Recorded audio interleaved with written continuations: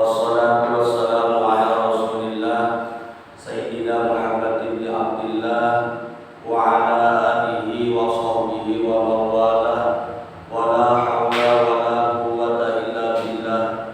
Amma ba'du. Qala Allah Ta'ala fil Qur'anil Karim, a'udzu billahi minasy syaithanir rajim. Bismillahirrahmanirrahim. Qad aflahal mu'minun alladzina hum fi shalatihim khashi'un. Al-ayah. Qala an-nabiy sallallahu alaihi wasallam, talabul ilmi fardhatun 'ala kulli muslimin wa muslimat. Al-hadis. Qala aidan, man salaka yaltamisu fihi ilman sahalallahu tariqan ila tariqil jannah. Al-hadis. Yang saya hormati guru kita yaitu Al-Ustaz Rahmi, yang mudah-mudahan Allah tambah-tambah kemuliaannya. Yang saya hormati DKM Mushola Al-Muhajirin, Allah tambah-tambah kemuliaannya. Para asatidzah, seluruh jamaah yang hadir di tempat yang mulia ini, yang mudah-mudahan Allah tambah-tambah kemuliaannya. Terlebih dahulu marilah kita bersama-sama memanjatkan puji dan syukur kepada Allah Subhanahu wa taala, yang mana Allah Subhanahu wa taala di malam hari ini masih memberikan nikmat iman, nikmat Islam, nikmat sehat wal afiat, yang disertai dengan nikmat panjang umur. Kita jadikan nikmat-nikmat yang telah Allah berikan ini untuk bekal ibadah kepada Allah Subhanahu wa taala. Salawat dan salam semoga terlimpah curah kepada Nabi kita, yaitu Nabi Muhammad sallallahu alaihi wasallam. Tidak lupa juga salawat dan salam semoga terlimpah curah kepada keluarganya, kepada para sahabat-sahabatnya, dan kepada kita sebagai umatnya yang selalu menjalankan ajaran-ajarannya ataupun sunnah-sunnahnya. Amin. Amin ya Allah ya Rabbal alamin.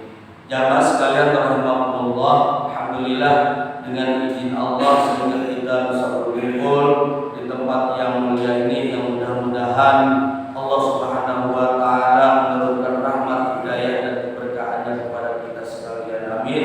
Amin ya Allah ya Rabbal alamin. Jamaah sekalian rahimakumullah, kita masih membahas tentang makruh di dalam sholat atau yang dimakruhkan di dalam sholat.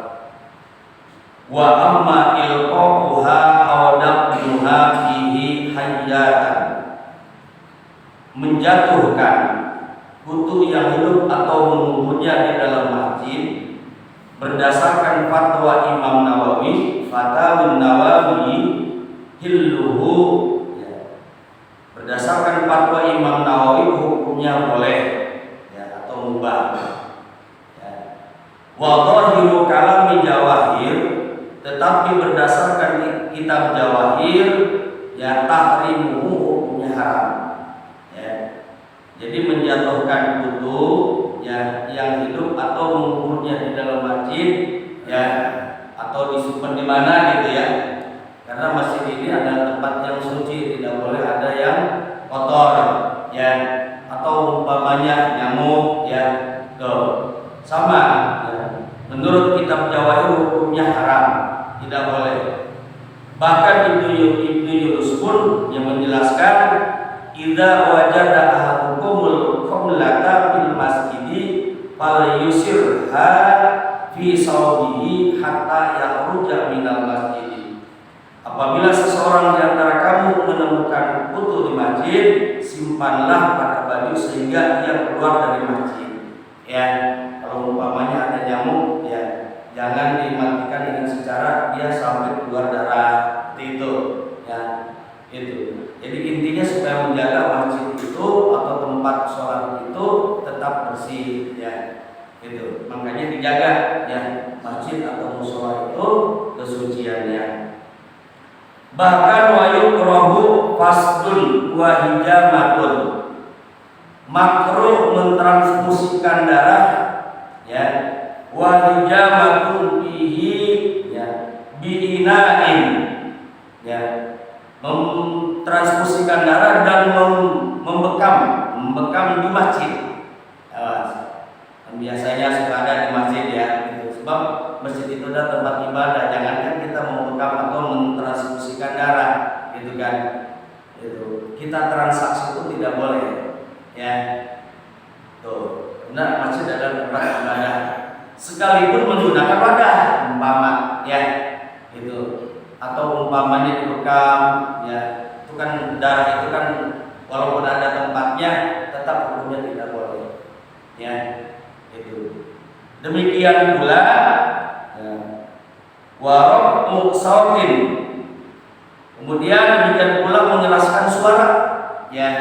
Selain tadi, ya, yang dianjurkan seperti untuk azan, ya, atau yang berhubungan dengan ibadah, ya, gitu. Kalau itu sih boleh-boleh saja, tapi selain dari itu tidak boleh, ya, mengeraskan dalam arti bukan yang sifatnya ibadah, ya, hati-hati makanya diwajib.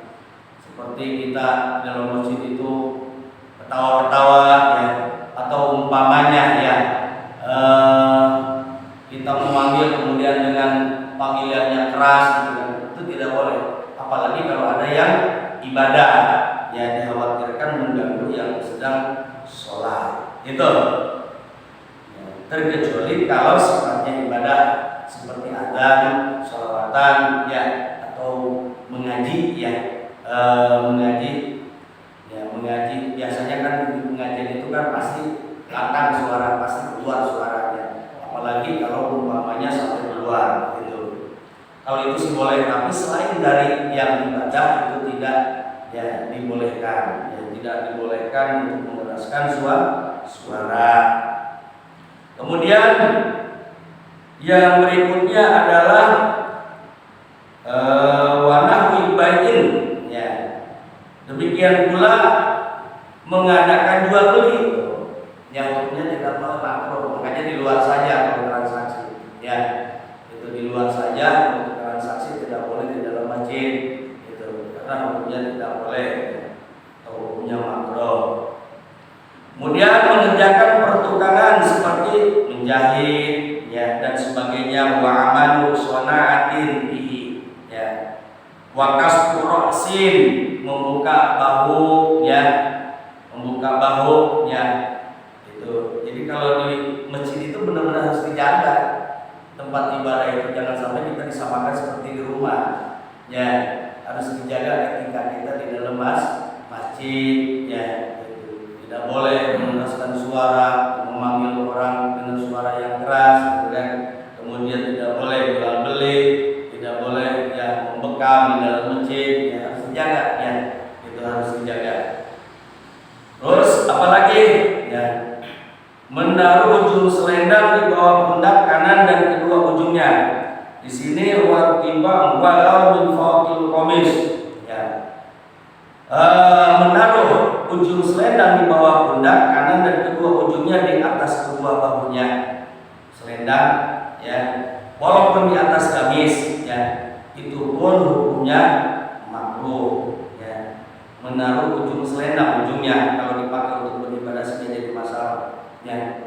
Nah, ini semua dilakukan, ya, karena apa? Karena mengikuti langkah Rasul di dalam masjid itu benar-benar harus dijaga, ya. Apalagi kita etika di masjid itu benar-benar harus dijaga. Idza ra'aitum man yabi'u aw yabta'u fil masjidi qulu, ya, la arbahallahu tijarataka wa idza ra'aitum, ya, man yurshidu bihi, ya, dolatan faqulu la raddallahu alaika. Nabi sallallahu alaihi wasallam telah mengatakan, apabila kamu melihat seseorang mengadakan jual beli di masjid, katakanlah, ya, qulu la arbahallahu tijarataka. Semoga Allah tidak memberikan keuntungan dari perdaganganmu, ya. Jadi intinya mah dilarang, ya. Itu kalau umpamanya dia nggak mengerti, ya, kita ajak, Pak, mohon maaf jangan transaksi di sini karena ini adalah masjid, karena ini adalah tempat sholat, karena ini adalah musola, itu lebih luar saja. Karena apa? Ya, dari transaksi itu tidak ada keuntungan, tidak ada keberkahan, Pak.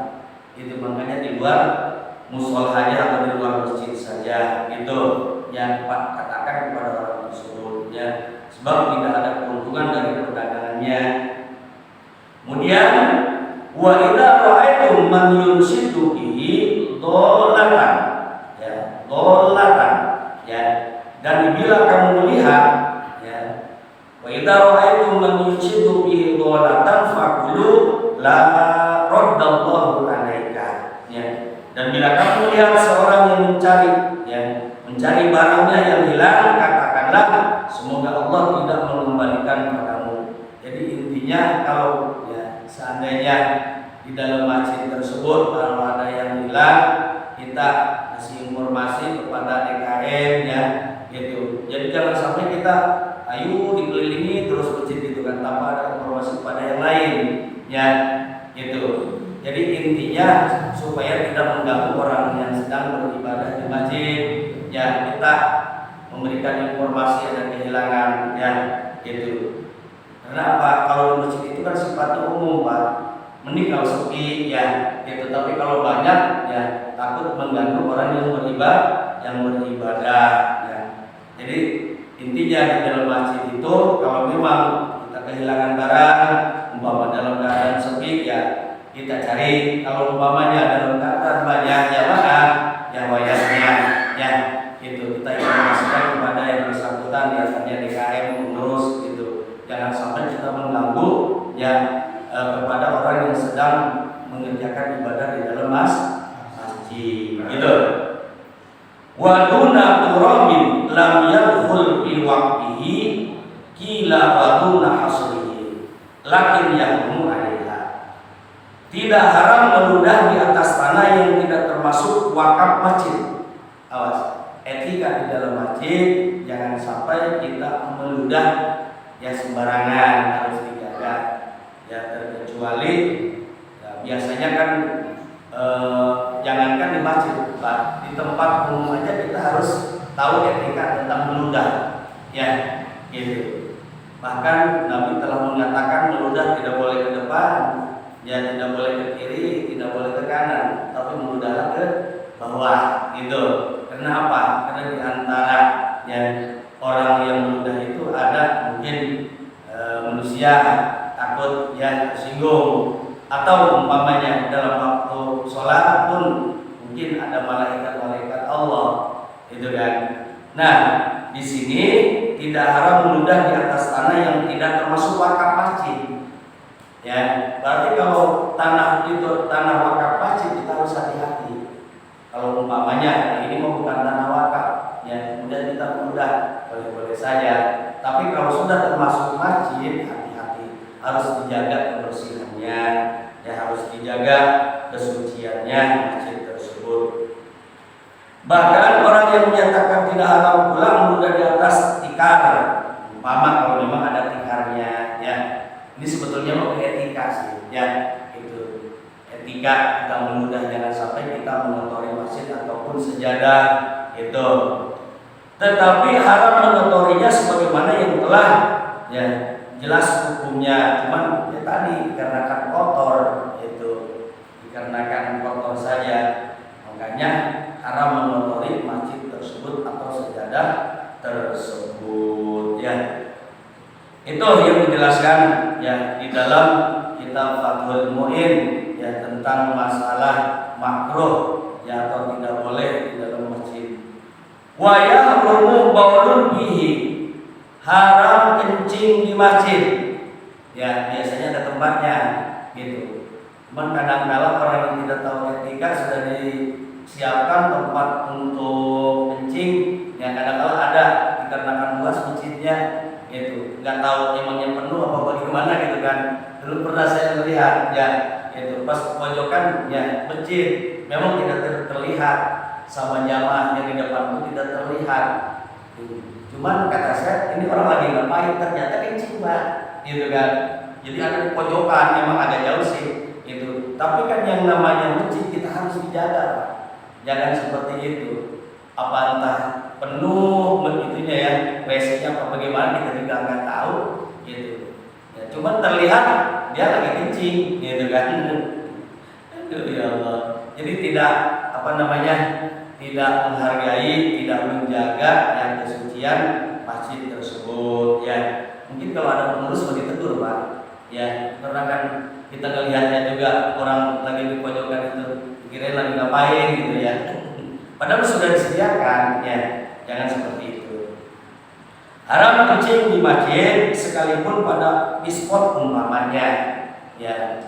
Umpama orang ini ya dia di masjid sampai-sampai dibawa ke spotnya gitu kan, tetap harus dibawa ke tempat WC atau ke tempat ya untuk kita kencing, jangan sampai di masjid ataupun di pelatarannya karena sudah disediakan tempatnya Pak ya gitu. Walaupun dia tidak bisa jalan gitu ya, tetap harus dibawa ke tempat yang semestinya untuk ditempatkan di tempat yang sudah disediakan gitu. Haram pula membawa sandal yang terkena najis ke dalam masjid. Nah ini ya, walaupun itu adalah pelataran, makanya harus dibersihkan dulu kalau memang ada najis ya. Itu dikhawatirkan karena biasanya walaupun kita ke dalam itu nggak pakai masjid, di pelataran itu sudah termasuk masjid, itu harus dijaga ya. Itu jangan sampai sandal itu membawa najis yang khususnya ke dalam lingkungan masjid gitu. Makanya harus dijaga kebersihannya. Itu kalau memang kita mau pergi ke masjid, ya ke mushola, gitu kan harus dilihat dulu ya sandal-sandal kita jangan sampai ada najis yang menempel di dalam sandal kemudian terbawa ya kita ke masjid ataupun ke mushola. Kemudian apa sebabnya hukumnya haram membawa sandal yang terkena najis ke dalam masjid yang dapat mengotori masjid tersebut ya, awas, tanpa pembungkus, tanpa pengaman ya. Mungkin kalau diamankan atau dibersihkan maka tidak mengandung najis gitu kan. Tapi kalau tidak diamankan sandal tersebut, padahal sandal tersebut ada najisnya dan dikhawatirkan bisa mengotori gitu kan. Kalau tidak terkena lantai masjid ya mungkin terkena sandal orang lain nantinya ya, jadi belepotan kemana-mana ya. Itu harus dijaga, jangan sampai najis tersebut ya yaitu belepotan kemana-mana. Kemudian apalagi wayah rumu ya, itu khalun alim tadi mutanajasatin lam ya'mani talwihu. Kemudian wayah rumu ramyun nahwi qomnatin, bahkan hukumnya haram melemparkan bangkai kutub dan membunuhnya di atas tanah masjid ya. Itu apalagi kalau tidak dibuang ya. Makanya kalau ada bangkai di sekitar masjid, mushola, amankan Pak ya, dibuang maksudnya gitu. Jangan sampai tercium, jangan sampai terkena najis gitu. Nah, kenapa sampai seperti dijelaskan seperti itu? Saking apiknya, saking supaya bersihnya, sucinya masjid tersebut Pak ya. Jangankan masalah bangkai yang besar ya, dari yang hal yang terkecil ya, itu binatang yang terkecil itu harus dijaga. Jangan sampai ada bangkai-bangkai yang seperti itu ya, karena adanya di dalam masjid atau di lingkungan masjid gitu. Jadi harus diamankan, harus dibuang. Sekalipun hanya berdarah sedikit umpama ya, berdarah sedikit, makanya kita kalau ada nyamuk kemudian darahnya ya berceceran, mohon maaf, harus dibersihkan ya. Itu karena kewajiban kita, jangan sampai ada darah atau najis di dalam masjid tersebut ya. Saking seperti itu Pak, makanya Masjidil Haram ya, saya sudah ke Mekah ya, bagaimana rapihnya, bersihnya, sucinya Masjidil Haram Pak gitu. Kita ngelihat di gambar aja udah aduh ya Masya Allah gitu. Apalagi kalau kita melihat di sana ya, itu suci, bersih gitu kan ya. Itu karena dijaga ya, karena dijaga kotoran yang ada di masjid tersebut, jangan sampai ada kotoran di dalam masjid ya. Itu kita pun sama, mau di mushola, mau di masjid ya, sama tetap harus dijaga. Nabi telah mengatakan di dalam hadisnya, kata Rasul, idza wajada ahadukumul qamlata fil masjid ya bal yusirha fi sawbihi. Ya. Bahkan kata Rasul, apabila seseorang di antara kamu menemukan butuh di masjid, ya, nih, itu. Makanya kalau kita banyak kata lembing gitu ya, itu lembing, walaupun dia hanya hewan kecil, tapi kalau sudah baunya luar biasa, apalagi kalau sudah mengotori masjid, apalagi kalau sudah mengotori musola, makanya harus dibersihkan, ya. Itu jangan sampai ada bangkai-bangkai ya yang ada di masjid atau di musola tersebut. Fal yusirha fi sawbihi, ya. Apalagi kalau umpamanya menemukan ya ada di baju kita, ya, kemudian di sarung kita, ya, itu langsung diamankan saja, langsung dibuang. Simpanlah ya pada baju, kalau umpamanya tidak bisa dibuang dengan jauh, ya simpan, ya. Kalau umpamanya ada lembing gitunya, gitu. Kalau ini masih dekat ya dibuang, ya gitu. Tapi kalau sifatnya masjid kan luas, Pak, ya, sifatnya luas, ya, gitu. Tapi kalau seperti itu suka dikantongin, kantong, ya, nanti setelah beres baru dibuang. Kenapa? Jangan sampai mengotori masjid. Tapi biasanya zaman sekarang masjid tidak lengkap, ada tempat-tempat yang harus dibuang pada tempatnya, gitu. Ya, supaya tidak mengganggu kita pada waktu beribadah. Tuh, jadi simpanlah pada baju sehingga dikeluar, ya, dia keluar dari masjid, ya, itu nanti baru dibuang. Wa yukrahu pasrun wa hijamatun. Oh ya, wa ya qala Ghazali telah berkata Imam Ghazali bil Ihya di dalam kitab Ihya, la yaruddu ridaahu idza saqata ay illa li udrin wa misrul imamatu wa nahwa.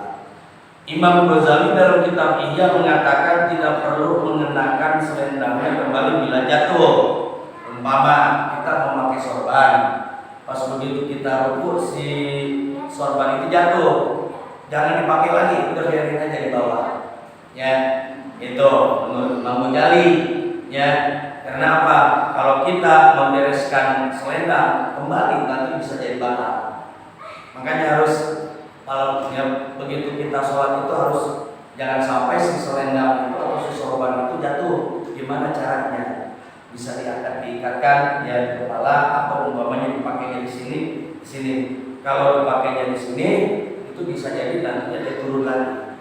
Ya, itu. Jadi sebelum sholat itu ya gayanya sorban itu harus kuat, jangan sampai dia turun dari badan kita. Itu. Seandainya turun terlepas, itu jangan dibenerin dengan tangan kita kemudian dipakai lagi. Itu kan bukan gerakan sholat, ya, yang bisa menimbulkan batalnya sholat kita. Kalau memang sudah jatuh, sudah tinggalkan saja, gitu. Ya, nanti setelah sholat baru kita pakai lagi. Ya, tuh menurut Imam Ghazali, ya, dalam kitab Ihya mengatakan tidak perlu mengenakan selendangnya kembali bila jatuh, kecuali karena udzur.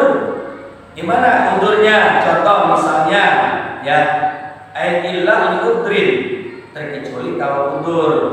Ya, kalau udzur misalnya, aduh Ustaz, kalau selendang ini tidak dipakai lagi, saya kedinginan, umpama, ya, gitu. Karena selendang ini bukan semata hanya untuk beribadah, tapi untuk menjaga kedinginan saya. Kalau memang ada udzur, ya silakan, tidak jadi masalah. Ya, kalau umpamanya tidak dinaikin lagi selendang itu, nanti saya kedinginan. Ya, gitu. Kalau memang udzur, selendang itu hanya untuk ya menghangatkan badan, ya, gitu.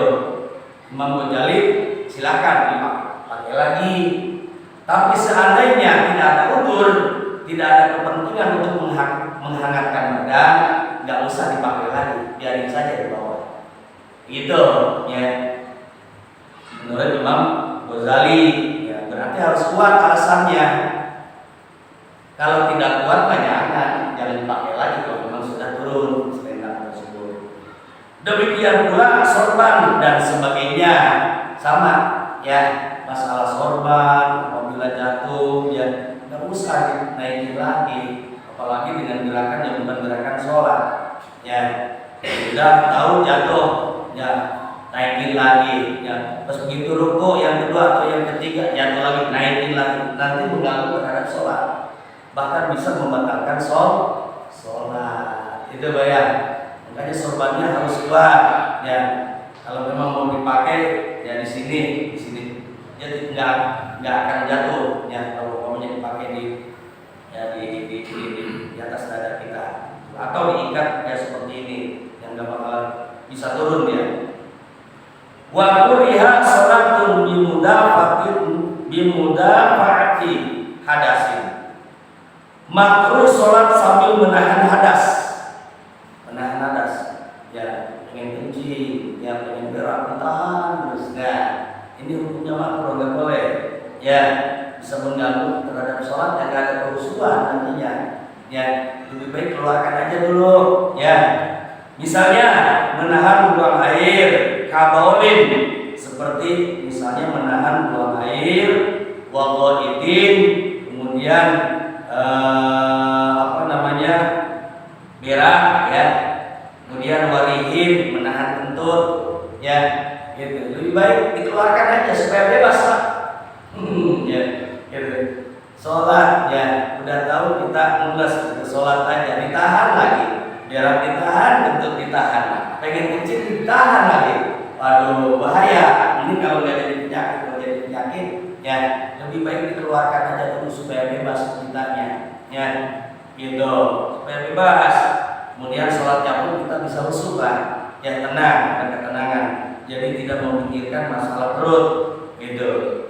Apa sebabnya? Ahli Bukhari, karena ada hadis Nabi ya, Nabi mengatakan ya hukumnya makruh untuk menahan air kencing, kentut sama berak. Itu sebab menahan yang demikian itu ya disebutkan wali annaha tukhillu bil khusu', karena menahan ya kencing, menahan berak atau menahan kentut, takhullu bil khusu' bisa merusak, bisa mengganggu terhadap kehusuan sholat. Jadi nggak ada ketenangan kan? Ya mikirin perut aja gitu kan, sakit perut ya, pengen diberakin dalamnya pelaksanaan sholat gitu kan. Ya. Bahkan balqola jamun indahaba biha batolat. Ya. Bahkan para ulama mengatakan dapat menghilangkan kehusuan, kemudian batolat. Ya, dahaba biha batolat, maka bisa membatalkan sholat. Itu hukumnya makruh, tidak boleh menahan. Ya, bahkan bisa kata ulama menghilangkan kehusuan dan bisa membatalkan sholat. Ya, jadi bisa batal sholat ya Pak, dikarenakan tidak khusyuk. Ya, itu karena apa? Memikirkan perut, yaitu menahan perut kan. Nah, ini. Jadi harus dibebaskan dulu dah, ya supaya tenang sholat kita. Ya, arti dibebaskan itu dikeluarkan dulu. Kalau memang pengen kentutkan dulu, keluarkan. Dan kemudian kita wudu lagi, kemudian sholat. Jangan ditahan. Ya, mending kalau nggak keluar. Ya, itu kalau keluar pada waktu sholat, pada berjamaah lagi kan, gitu kan, repot ya. Itu. Dulu pernah ada santri ceritanya di masjid, ya sholat berjamaah, ya. Itu. Santri itu masih baru Pak, gitu, sakit perut, ya. Gitu. Awalnya saya tanya kenapa, gitu. Sakit perut, sakit perut, udah keluar aja dulu, ya dibuang aja dulu, kan kata saya. Kalau mau kencing aja dulu, kalau mau berak aja dulu. Pengen kentut, keluarin aja dulu gitu kan. Biar tahan gitu. Ya, jadi biar tahan ikut sholat, pas begitu sholat gitu kan. Memang enggak kedengeran suaranya, tapi baunya ini kan gitu kan. Gitu. Mana dekat saya gitu santri banyak, kemudian bapak-bapak ada kan. Sampai cilak-cilak Pak, ya kiri kanan siapa itu? Yang untung anaknya sudah keluar. Ya Allah, gitu. Kenapa? Tadi bisa mengganggu terhadap dirinya dan bisa mengganggu terhadap orang lain. Wa yusanu lahu taqribu nafsihi. Orang yang akan sholat disunahkan memusatkan diri sebelum sholat, memusatkan pikiran. Ya, gitu. Jangan ingat terhadap duniawi, tidak boleh ingat terhadap apa yang kita kerjakan masalah dunia. Kita pusatkan pikiran untuk sholat. Tuh sunnahnya. Ya, makanya sebelum sholat itu ya sebentar aja kita pusatkan dulu pikiran kita untuk sholat. Gitu. Ya sebelum sholat tuh. Bila waktunya masih cukup, masih panjang, terus bagaimana Pak Ustaz? Mendesak di waktunya. Ya, kalau kita memusatkan pikiran bisa habis waktu. Ya, gitu. Kalau memang waktunya mepet, sebentar lagi mau habis, nggak usah, langsung aja sholat. Ya, gitu. Nah, di sini memusatkan pikiran yang untuk sholat itu, memusatkan diri itu sebelum sholat apabila waktunya masih panjang. Ya. Kenapa Pak Ustaz pada waktu mepet waktu tidak usah ya memusatkan diri dulu? Karena takut habis waktunya. Ya. Kalau keburu habis waktunya nanti kita dosa. Ya, berarti sama dengan melalaikan sholat. Itu langsung aja niat tapi kalau waktunya panjang mah sebentar sebelum sholat kita pusatkan dulu pikiran baru Allah. Ya, gitu. Jadi hilangkan masalah-masalah duniawi ya. Kita ingatnya ke ukhrawi, ke akhirat, yaitu tentang sholat. Walaupun akan tertinggal berjamaah, umpama ya kita mau berjamaah ya, gitu. Dikarenakan kita mungkin ketinggalan, ya pusatkan pikiran. Ya, kalau umpamanya itu kan panjang waktunya, walaupun kita ketinggalan berjamaah, ya, gitu. Udah mulai jamaah, satu rakaat kita datang, ya, tetap harus ada, ya, pusatkan pikiran kita, memusatkan diri sebelum yang melaksanakan sholat Allah, ya, itu pusatkan, ya, walaupun kita ketinggalan berjamaah, ya, karena waktunya panjang. Kemudian dia tidak boleh keluar dari sholat fardu, ya tetap ya laksanakan sholat, tapi tidak boleh keluar dari sholat fardu, ya atau membatalkannya. Dilanjut aja sholatnya, itu karena panjang waktunya Pak. Berbeda dengan sholat yang pendek, ya mepet waktunya, ya kalau mepet mah udah jangan mikir-mikir dulu, langsung kerjakan supaya kita sholat sudah ada pada waktunya. Ya, kalau kita keluar dari waktu otomatis kita dosa. Walaupun ada bab kodok, ya wajib dikodok, tetap dosa mah ada. Karena kita melalaikan waktu sholat. Makanya sholat itu di awal waktu yang paling baik supaya kita tidak ketinggalan waktu tersebut. Gitu. Kalau sudah sholat bukan pada waktunya berarti kita sudah melalaikan sholat. Ya, itu ya.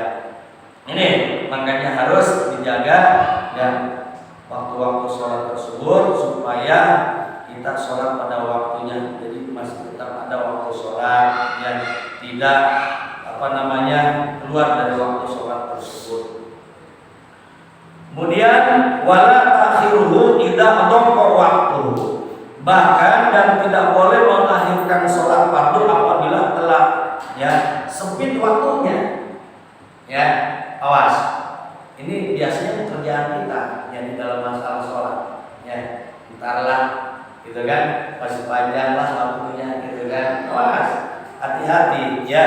Jangan sampai kita melalaikan waktu sholat. Tidak boleh mengakhirkan sholat fardu apabila telah sempit waktunya. Ya, makanya yang afdolnya di awal waktu kalau sudah sholat kita tenang Pak. Ya, gitu. Kita merasa tenang. Kenapa? Sudah memenuhi panggilan Allah. Kalau sudah sholat, ya tinggal nunggu sholat yang akan datang. Ya, gitu. Kadang-kadang manusia kan saking malasnya, gitu kan, lah masih banyak waktunya, gitu kan. Ya, mau tidur dulu, nggak taunya 14 sampai subuh. gitu kan. Nah ini ya manusia jadi melalaikan waktu ya, tidak boleh ya. Selagi kita masih diberi kesehatan oleh Allah, laksanakan sholat tersebut di awal waktu. Nah tadi hukumnya tidak boleh menahan hadas ya, kentut, kencing ya, itu tidak boleh ditahan, yang dikeluarkan saja itu.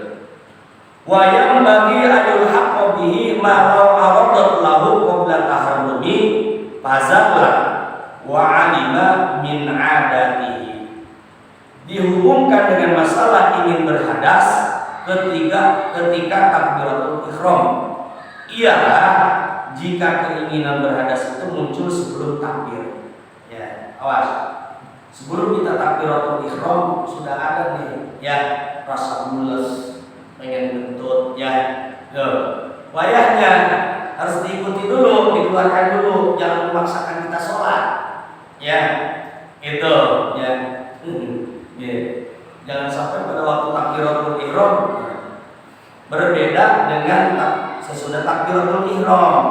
Ya, kalau masih panjang waktunya, kalau sudah kita takbiratul ihram mulus gitu kan. Dan itu bahkan dikarenakan kita sudah takbiratul ihram, lalu mengatakan kalau memang mau dilanjut silakan. Kalau memang masih ada kehusuan, ketenangan di dalam sholat dilanjut saja. Tapi kalau tidak ada kehusuan, ya dikarenakan kita mulusnya itu sesudah takbir, ya lebih baik kita batalkan. Ya, kita ngambil wudhu lagi gitu. Karena walaupun dipaksakan sholatnya tidak ada ketenangan, lebih baik dikeluarkan saja gitu ulama. Berbeda dengan mules ya, gitu sakit perut, umpama pengen behol, pengen kentut sebelum takbir.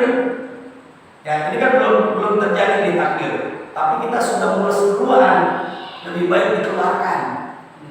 Ya, karena kita belum mengerjakan sholat kalau memang masih panjang waktunya. Ya, gitu. Keluarkan saja nggak apa-apa.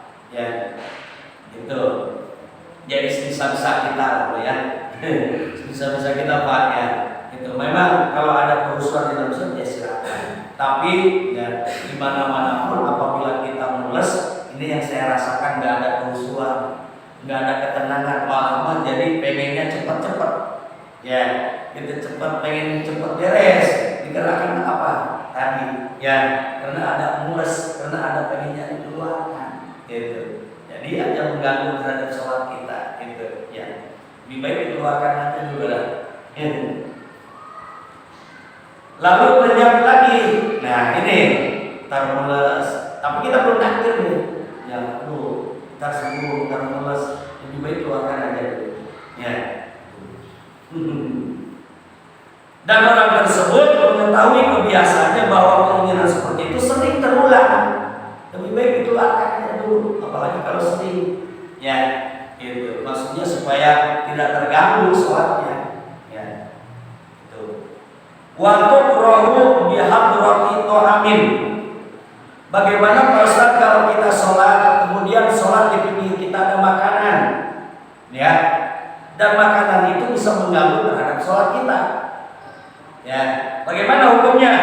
Waktu rohu bihadrati to'amin, makruh, ya, sholat di dekat makanan, atau syarabin ataupun di dekat minuman. Ya, itu hukumnya makruh. Makanya kalau kita sholat, kenapa tadi? Ya, apalagi kalau ada hasrat ingin minum, hasrat ingin makan, jadi terfokusnya ke makanan nantinya. Makanya hukumnya tidak boleh, hukumnya makruh, lebih baik diamankan dulu aja, ya makanan tersebut. Ya, karena hukumnya makruh apabila kita sholat di dekat kita ada makanan atau minuman, ya. Sedangkan orang tersebut menginginkannya, ya tadi dikarenakan ada hasrat ingin minum atau lapar, sedangkan ada makanan di pinggir kita tuh, ya itu hukumnya tidak boleh, ya, gitu. Ya kalau umpamanya tidak lapar, tidak berkeinginan untuk makan atau minum sih tidak masalah, karena tidak mengganggu orang tersebut. Ya, yang makruh itu adalah ada makanan, minuman, sedangkan kita yang sholat ini haus, sedangkan kita ini dalam keadaan lapar. Itu nantinya terfokusnya ke makanan, Pak. Ya, gitu. Kalau tidak mengganggu sih nggak jadi masalah, gitu kan. Makanya hukumnya makruh, ya, gitu. Sholat dekat makanan atau minuman, ya, apabila orang tersebut menginginkannya.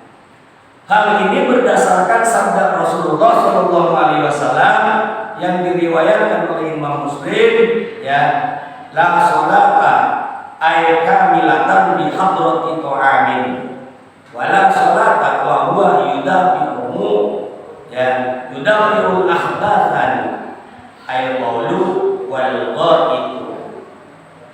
Nabi telah mengatakan la sholata, tidak akan sempurna, ya, sholat, ya, ayat kamilatan, ini tafsirannya, tidak sempurna, ya, sholat bihadrati ta'amin, sholat di dekat makanan, apalagi kalau ada keinginan ingin makan.